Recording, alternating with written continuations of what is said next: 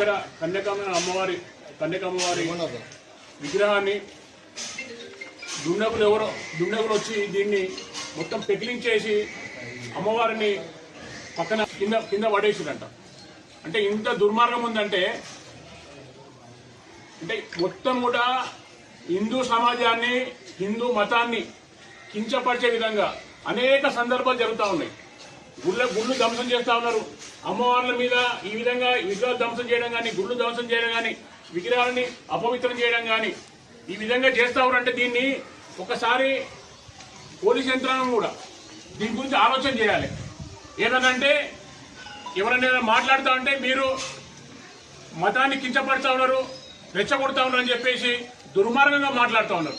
మరి దీన్ని చేసిన పరిస్థితి జవాబు చెబుతూ అవసరం ఉన్నది.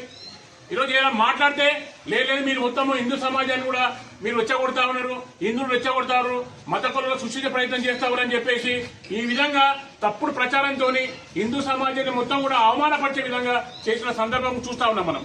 కాబట్టి మేము ఒకటే డిమాండ్ చేస్తా ఉన్నాం, ఖచ్చితంగా ఈ విగ్రహాన్ని ఎవరైతే ధ్వంసం చేశారో వారిని కఠినంగా శిక్షించాలి. ఖచ్చితంగా వారిని పోలీసు వారు పూర్తి దాని మీద చర్య తీసుకోవాలని డిమాండ్ చేస్తా ఉన్నాం.